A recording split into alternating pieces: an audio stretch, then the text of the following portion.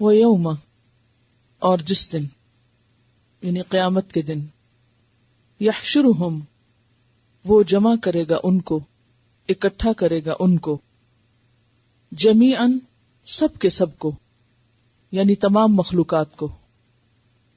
جب اللہ تعالی قیامت کے دن اولین و آخرین، اگلوں پچھلوں، سب کے سب کو ایک جگہ اکٹھا کر لے گا تو اس وقت فرمائے گا، یا معشر الجن، اے گروہ جن.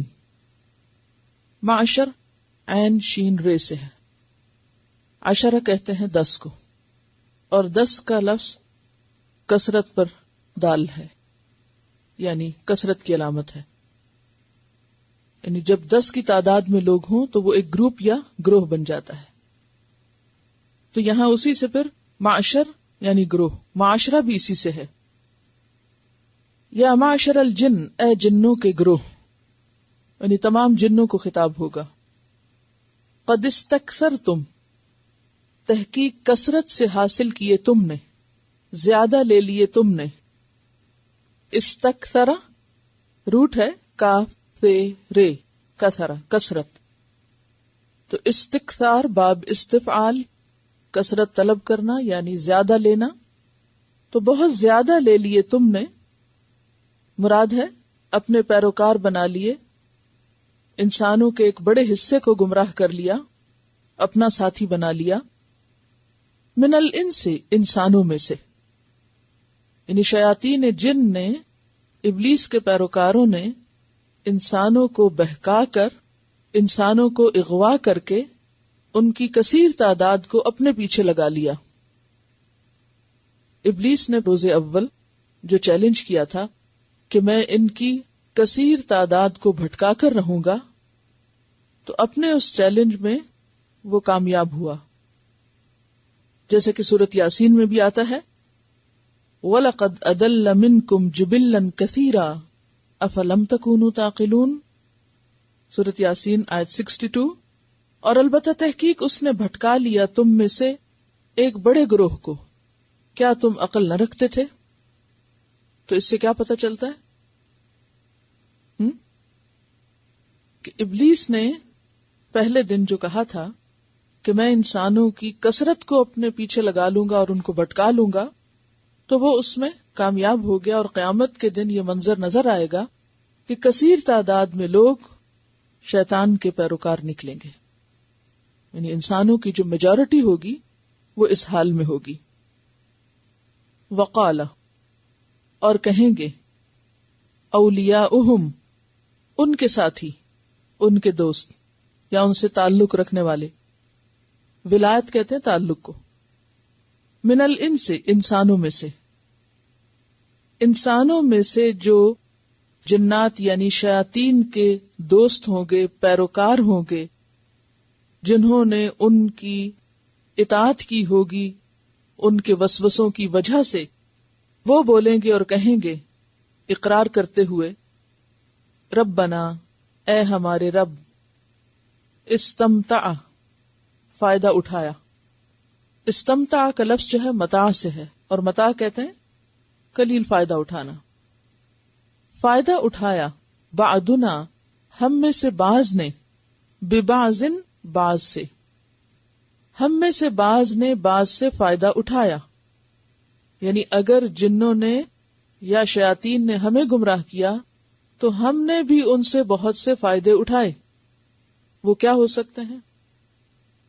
یعنی انسانوں نے جنات کو اپنے کاموں اور اپنے مقاصد کے لیے استعمال کیا. ربنا استمتع بعضنا ببعض، کہ اے ہمارے رب، ہم میں سے بعض نے بعض سے فائدہ اٹھایا. ابلیس نے کیا فائدہ اٹھایا؟ کہ ان کو اپنے ساتھ ملا لیا، اپنا پیروکار بنا لیا. اور اس کے برعکس انسانوں نے بھی جنات سے فائدہ اٹھایا، شیطانوں سے فائدہ اٹھایا. اور اس فائدے کی کئی شکلیں ہیں، جن میں سے سب سے پہلے تو یہ کہ مثلاً جادو، سحر، کہانت کے لیے وہ جنات سے مدد لیتے.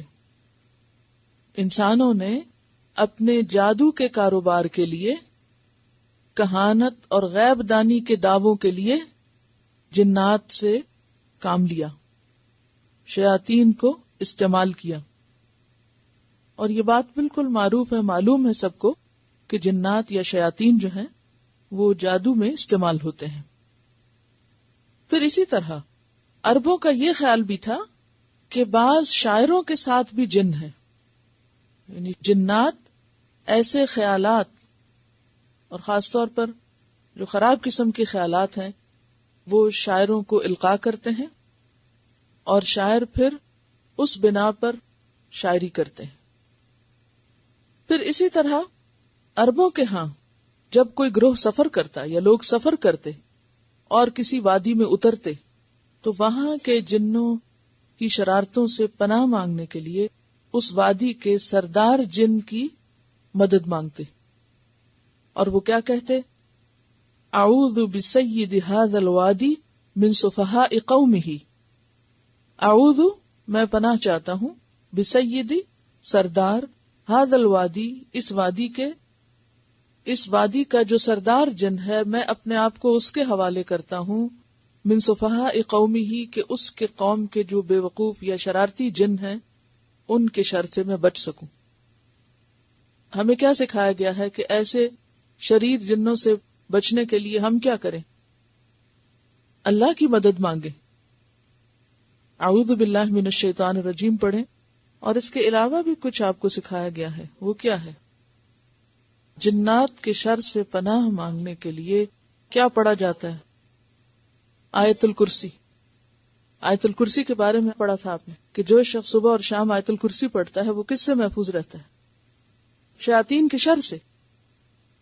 تو دور جاہلیت میں لوگ شیاطین کے شر سے بچنے کے لیے خود شیطانوں کی پناہ مانگتے، ان سے مدد مانگتے، جبکہ ہمیں اس سے بہتر چیز عطا کی گئی اور حفاظت کے لیے آیت الکرسی، معوذتین وغیرہ عطا کیے گئے، خصوصاً آیت الکرسی.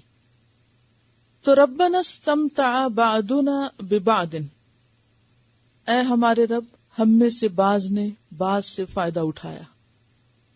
کون کس سے کب فائدہ اٹھاتا ہے یا اٹھا سکتا ہے؟ اسی وقت جب دونوں ایک دوسرے کے ہم خیال ہوں. جن یہ شیطان انسان سے کب فائدہ اٹھاتا ہے؟ جب وہ اس کی مرضی کے مطابق کام کرے، اس کے ہم خیال ہو، اس کی باتوں اور اس کے وسوسوں میں آنے والا ہو. اور اسی طرح انسان جنوں سے کب فائدہ اٹھا سکتا ہے؟ جب وہ اس کی مرضی کا کام کرے. نیکی کے کام میں تھوڑی مدد کریں گے. تو وہ اپنی سروسز کب آفر کرتے ہیں؟ جب وہ ان کی مرضی کے مطابق کام کرتے ہیں. تو استمتع بعضنا ببعض میں کیا چیز آتی ہے؟ مقاصد کا ایک ہونا، ہم خیال ہونا.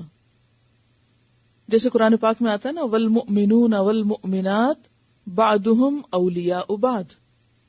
مومن مرد اور مومن عورتیں آپس میں ایک دوسرے کے کیا ہیں؟ مددگار ہیں، دوست ہیں. یہ سورۃ التوبہ آیت 71 تھی. سورۃ الانفال آیت 73 میں آتا ہے والذین کفروا بعضهم اولیاء بعض، اور وہ لوگ جنہوں نے کفر کیا وہ آپس میں ایک دوسرے کے دوست ہیں. تو یہ جو سب جن و انس جہنم میں اکٹھے ہوں گے، مجرم کی حیثیت سے اللہ کے سامنے کھڑے ہوں گے، تو اس وقت یہ خود اقرار کر لیں گے کہ ہم ایک دوسرے سے خوب فائدے اٹھا رہے تھے.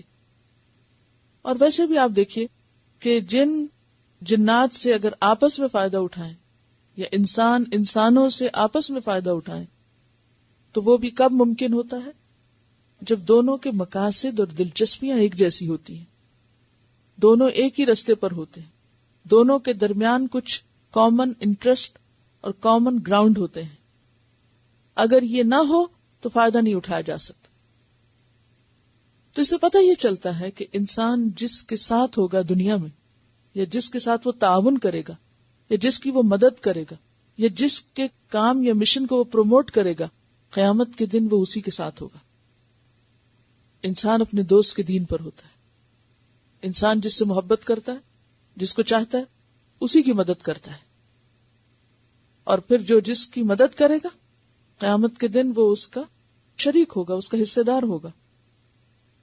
تو ہمیں ہمیشہ کسی کے ساتھ بھی تعاون کرنے سے پہلے یا کسی بھی کام میں تعاون کرنے سے پہلے ضرور یہ سوچنا چاہیے کہ اس کام کی نوعیت کیا ہے۔ آنکھیں بند کر کے کسی بھی کام میں نہیں کودنا چاہیے۔ اگر کوئی بھی شخص کسی غلط مقصد کے لیے کوئی کام کر رہا ہے، بظاہر وہ کام کتنا ہی خوبصورت کیوں نہ نظر آ رہا ہو، لیکن اگر مقصد خراب ہے تو تعاون نہیں کرنا چاہیے، ورنہ آپ بھی شریک ہو جائیں گے۔ مثلاً اگر کوئی شخص کسی ظالم کا ساتھ دیتا ہے تو وہ بھی ظالموں میں شمار ہوگا۔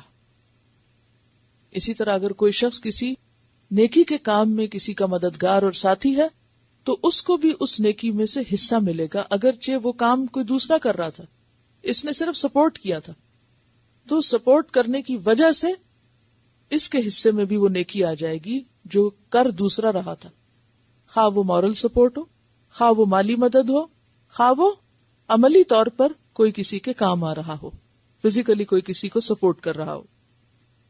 تو جب سزا میں اکٹھے ہوں گے، حساب کتاب میں اکٹھے ہوں گے، تو اس وقت اقرار کر لیں گے ربنا استمتع بعضنا ببعض، ہم ایک دوسرے سے خوب فائدے اٹھاتے رہے، وبلغنا اجلنا، اور ہم پہنچے اپنی اجل کو۔ اجل سے مراد ہوتی ہے مقرر مدت، ہم اپنی مقرر مدت کو پہنچ گئے، اور مقرر مدت سے مراد قیامت کا دن ہے جو سب کے لیے ایک مقرر وقت ہے۔ الذی، وہ جو، اجلت لنا، تو نے مقرر کی تھی ہمارے لیے۔ اللہ تعالیٰ نے سب کے حساب کے لیے ایک وقت مقرر کر رکھا ہے، میعاد مقرر ہے، اجل مقرر ہے، اور سب اس مقرر وقت وہاں پہنچ جائیں گے، کسی کو بھی پیچھے نہ چھوڑا جائے گا۔ قال، اللہ تعالیٰ فرمائے گا، النار مثواکم، آگ تمہارا ٹھکانہ ہے، مسوا، فا وا یا روٹ ہے اس کا، آگ تم سب کا ٹھکانہ ہے۔ جیسے دنیا میں تم ایک دوسرے سے فائدے اٹھاتے رہے، ایک دوسرے کے دوست بنے رہے، ایک دوسرے کو غلط کاموں پر سپورٹ کرتے رہے، اب انجام کار میں بھی تم سب شریک ہو اور آگ میں بھی تم سب اکٹھے ہو۔ خالدین فیہا، ہمیشہ رہنے والے ہو اس میں، غیر محدود مدت تک۔ الا ما شاء اللہ، مگر جو چاہے اللہ، یعنی جتنا عرصہ ان کو اس سزا سے بچائے۔ اس عرصے سے متعلق کچھ آراء پائی جاتی ہیں، اور وہ کیا کہ مثلاً موت کے بعد قبر میں ہی عذاب شروع ہو جاتا ہے، جیسے پیچھے بھی آپ پڑھ چکے نا کہ جان نکالنے والے فرشتے آ کے کیا کہتے ہیں، الیوم تجزون عذاب الہون، آج کے دن تم رسوا کن عذاب کا بدلہ دیے جاؤ گے، یعنی سزا شروع۔ وہ جو قبر میں سزا ہوتی رہی اس کا ایک اینڈ ہو جائے گا، اور وہ اینڈ یوم حشر پہ ہوگا۔ اب یوم حشر ہے، حساب کتاب کے وقت وہ جہنم سے باہر ہوں گے، یعنی قبر کے گڑھے میں بھی کائنڈ آف جہنم میں تھے، پھر حساب کتاب کے بعد دوزخ میں جب جائیں گے تو وہ بھی جہنم ہوگی، لیکن وہ جو بیچ کا عرصہ ہے، اس عرصے کے لیے کیا کہا گیا، الا ماشاء اللہ، مگر جو چاہے اللہ، جس کو اس میں بیچ میں وہ مہلت دے دے جب تک کہ وہ اس میدان میں ہے۔ دوسرا معنی اس کا یہ بھی کیا گیا ہے کہ جہنمیوں کو ایک جگہ سے دوسری جگہ منتقل بھی کیا جائے گا، مثلا بھڑکتی آگ سے زمہریر کی طرف، زمہریر سے بھڑکتی آگ کی طرف۔ پھر یہ ہے کہ جہنم میں ایک جگہ سے بھی دوسری جگہ جائیں گے، جیسے وہ پانی پینے کے لیے جائیں گے، پھر واپس جہنم میں پلٹائے جائیں گے۔ تو وہ جو پانی پینے کا وقفہ ہے تھوڑا سا، اس میں شاید وہ اس طرح کی سزا نہ ہو جو ویسے بھگت رہے ہوں گے۔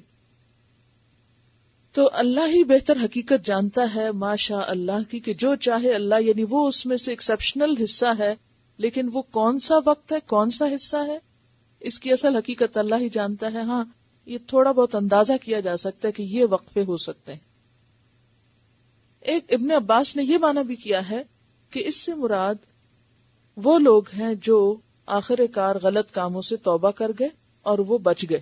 تو یہاں ما بمانا من ہوگا. مگر جن کے لیے چاہے اللہ کہ ان کو بچا لے اس جہنم سے، یا یہ کہ وہ نکال لیے جائیں. کیونکہ یہ تو آپ سب جانتے ہیں نا کہ جہنم میں جانے والے سب لوگ ہمیشہ نہیں رہیں گے. کچھ تو خالدین ہوں گے اور کچھ نکالے جائیں گے. یہ معلوم ہے آپ کو؟ کہاں پڑھا تھا آپ نے؟ جو کیسٹ میں آپ نے سنا تھا، یہ اقبال کیلانی کی کتاب کے شروع میں بھی وہ حدیث دی ہوئی ہیں، روز قیامت کیا ہوگا. تو اس میں ہمیں یہ پتہ چلتا ہے کہ کچھ لوگ جہنم میں اپنے گناہوں کی وجہ سے چلے جائیں گے، لیکن پھر ان کو نکال لیا جائے گا اور نبی صلی اللہ علیہ وسلم ان کے لیے شفاعت کریں گے اور ان کو وہاں سے سزا سے نکال لیا جائے گا. کوئی کتنا عرصہ، حتیٰ کہ آخری شخص بھی جس کے دل میں رائی کے دانے برابر ایمان ہوگا اس کو بھی نکال لیا جائے گا. تو اللہ ما شاء اللہ کا کیا معنی ہے؟ ما یہاں من کے معنوں میں، یعنی جن کو چاہے اللہ سزا کے بعد نکال لے اور باقی سب خالدین فیہا ہوں گے. ان ربک، بے شک تیرا رب، حکیم، حکمت والا ہے، علیم، علم والا ہے. یہاں حکیم کا لفظ کیوں آیا؟ کہ اللہ اپنے فیصلوں میں، اپنے کاموں میں حکمت سے کام لیتا ہے، ظلم اور جبر سے نہیں. اور علیم، خوب جاننے والا ہے. ایسا نہیں کہ وہ اندھا دھند سزا دے ڈالے گا، یعنی جس پر ناراض ہوا اس کو بس فوراً پکڑ لیا، نہیں. وہ خوب جانتا ہے کون کیسا ہے. وہ بندوں کے صرف ظاہری حالات نہیں بلکہ اندر کے حال بھی جانے گا. وہ بندوں کے ایمان کو بھی جانتا ہے اور ان کی منافقت کو بھی جانتا ہے. بندے تو بندوں کے بارے میں نہیں جانتے، لیکن وہ فیصلہ کرے گا، وہ ڈیسائیڈ کرے گا کس کو جہنم میں ہمیشہ رکھنا ہے اور کس کو وہاں سے نکالنا ہے اور کس کو کتنے عرصے بعد نکالنا ہے، کیونکہ وہ حکیم بھی ہے، علیم بھی ہے. تو اس کے یہ سارے فیصلے علم اور حکمت پر مبنی ہوں گے. واضح؟ اوکے. وَكَذَلِكَ